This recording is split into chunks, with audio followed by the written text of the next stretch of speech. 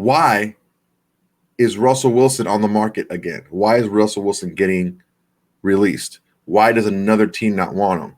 And Booger McFarland on that same episode of Get Up had this to say about that. Russell's year one in Denver was a disaster, and we all know why. Year two, he got better. There was competent quarterback play, but I think it's very alarming and very telling that even though it was better, Sean Payton has said, I don't want him. Now, is Russell Wilson a borderline Hall of Fame quarterback based on what he did in Seattle? Absolutely. But are we saying that Russell Wilson is going to have the same success that Manning and Brady had in the second part of their career? I haven't seen it, and I hear you with the touchdown to interception ratio, but that TD to interception ratio was so good. It was so good that Sean Payton said, we will pay $90 million to get you the hell up out of here. So I don't want to hear about stats and all that stuff when it comes to Russell Wilson.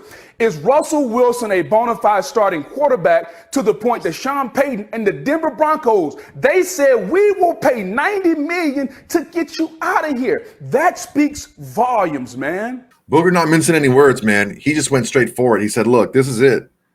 Like, if he is so good, if Russell Wilson is so good, if Russell Wilson is an answer out there for you, if Russell Wilson is somebody that you want on your team and he can help you win, if he's a top 5 touchdown to interception ratio, why did Sean Payton say, I will give this dude $90 million to go away?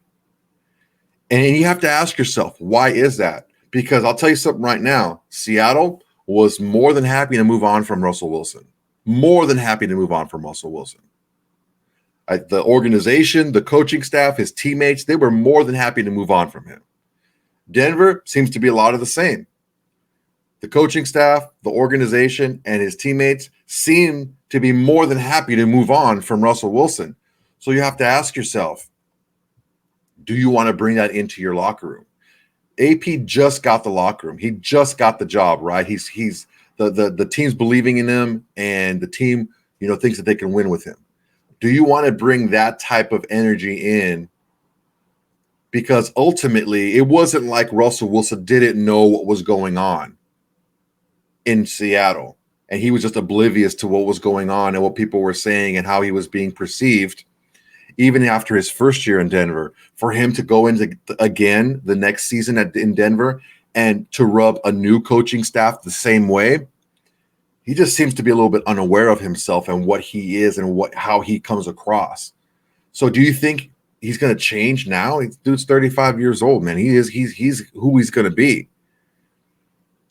And another point to that is AP was able to get the locker room for one big reason at the top. There's a lot of them, but one at the top was, and Maxx Crosby said this, he allowed you to be yourself. As long as that's you, who you are, be true to yourself. And that's how he was able to win the locker room. Don't try to be someone else. We're not doing the Patriot way. We're not doing this way. We're not doing that way. We're doing it the Raider way, right? Well, what's the big knock on Russell Wilson? He's disingenuous. He's kind of aloof. He's off by himself. He's passive aggressive, like stuff like that, where he doesn't get along well with teammates and coaches sometimes. Like this stuff, like I was telling RJ a few weeks ago, what was so impressive about AP and how he was able to get the locker room so quickly. And it's hard to get a group of 70 some odd players to go into the same direction. It's a lot of different players, a lot of different people, a lot of different personalities, a lot of different experiences.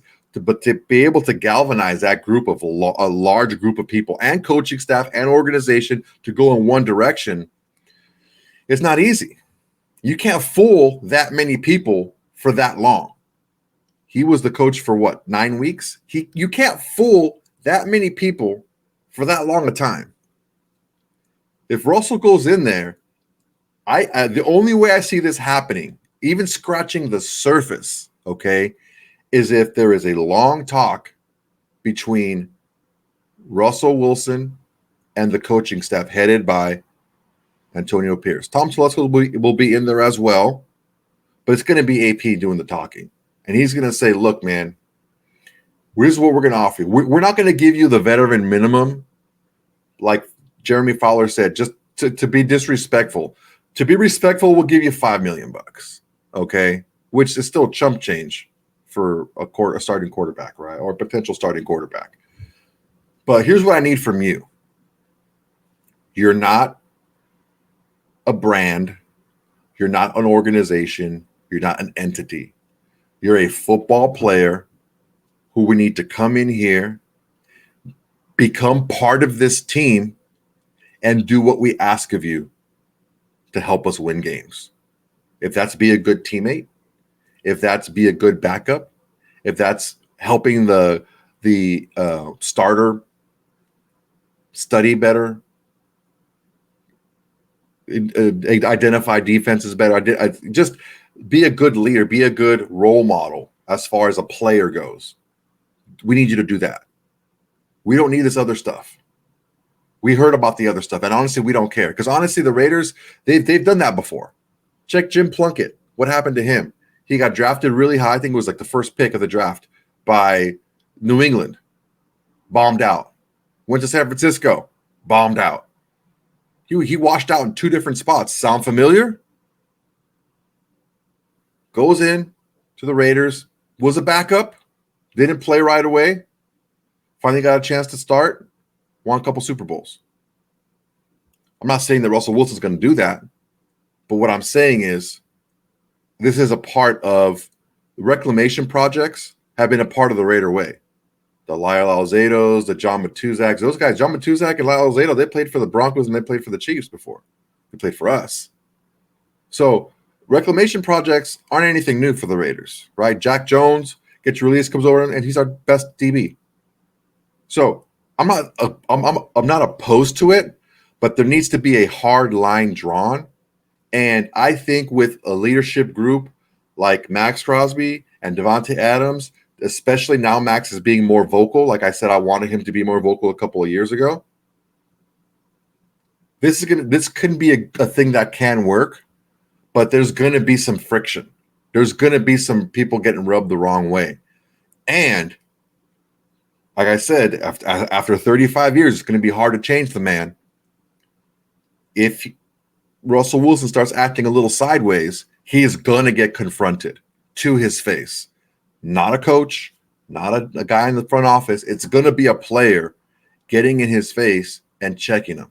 And that's what needs to happen because he needs to understand this is not the Russell Wilson show. This is the Raiders. And the Raiders are always going to and forever going to be bigger than Russell Wilson.